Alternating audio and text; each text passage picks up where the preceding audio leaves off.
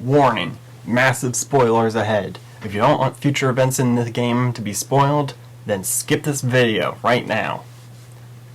In the first few videos I make mention of version differences that this game has.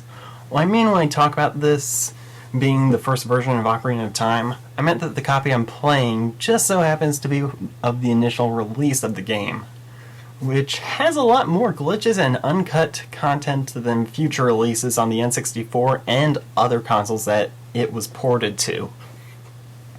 On the N64, there are 3 versions of Ocarina of Time, which I'll be referring to as Ocarina 1, Ocarina 2, and Ocarina 3 for the sake of simplicity. Ocarina 1 was the initial version of the game that Nintendo released for the N64, and the cartridges were available in gold or gray. Ocarina 1 was also on store shelves for the shortest amount of time, due to a large amount of text issues and various glitches that were likely to be game-breaking. This is the version of the game that this LP is being played on. Enter Ocarina 2, which was the release that fixed the text errors and many glitches, but not all of them. The game was later released with Ocarina 3 after more corrections were made. Ocarina 3 is the final version of the game to be released on the N64, with some of the largest changes being made compared to previous versions. These changes were the most noticeable of all, due to them occurring in areas and situations that were mandatory for story progression. One change is the soundtrack for the Fire Temple, which in Ocarina 1 and Ocarina 2 had what sounded like chanting. And not just any chanting though, Islamic chanting. In Ocarina 3, this chanting was removed and the Fire Temple's music was replaced with a slight remix of the Shadow Temple's music. Contrary to popular belief, Nintendo did not make this change due to public outcry, but rather it was changed after Nintendo discovered that it violated their own policy to avoid religious material in games. The chanting theme turns out to have been taken from a commercially available sound library, but the developers didn't realize that it contained Islamic references at first. The other most noticeable change that was made for Ocarina 3 was something that happens right as you defeat Ganondorf. In Ocarina 1 and Ocarina 2, after defeating Ganondorf, he'll fall to his knees and be short on breath. After he questions how he could have lost to the likes of you, he coughs up blood, red blood, and lots of it. This blood also splatters from his head once Link delivers the finishing blow to Ganon by stabbing him in the forehead, while Ganon is in his giant pig beast form amongst the wreckage of Ganon's castle.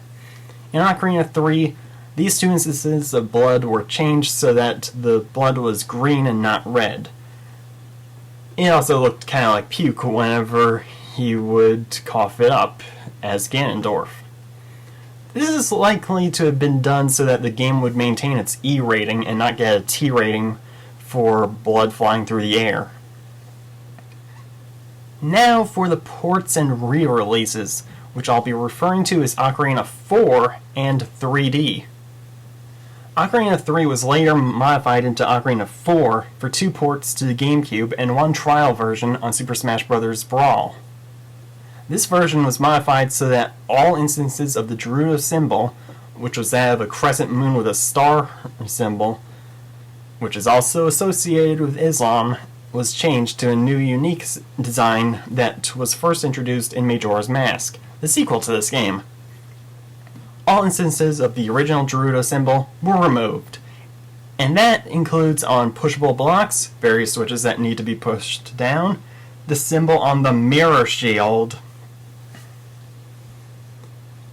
The GameCube released Ocarina 4 twice. The first was as a pre-order bonus for Wind Waker. That would also come packaged with Ocarina of Time Master Quest. Master Quest is essentially a hard mode to Ocarina of Time, with completely new dungeon layouts and new puzzles. Everything else about Master Quest is the same as it was in the regular Ocarina of Time, though.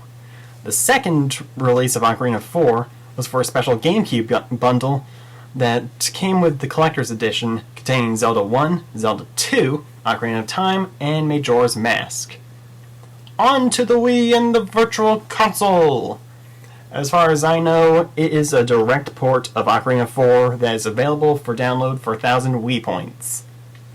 The only thing that's different from this version than others is that it doesn't support the rumble feature, making the Stone of Agony completely useless. And finally is the last known official release of Ocarina of Time, Ocarina of Time 3D! In 2011, a remake of Ocarina of Time was released for the 3DS by Nintendo and was developed by a group named Grezzo. This version of the game features many glitch fixes, speeds up the dialogue to make certain long-winded conversations much more bearable, revamped visuals, a new inventory management system. Both the iron boots and the hover boots are now items that you can equip onto a button, much like the slingshot or bombs do. And it provides an in-game hint system along with the ability to rebattle bosses that you've conquered during the story with limited resources based on what the developers intended for you to have at that point.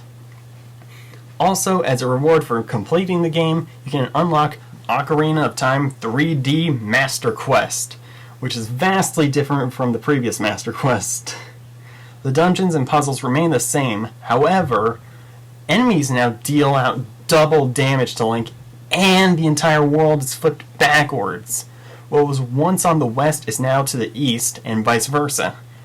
This can definitely lead to much disorientation and definitely will throw players off on where to go if they've memorized where to go in the regular quest. And that's pretty much it. Hope you enjoyed.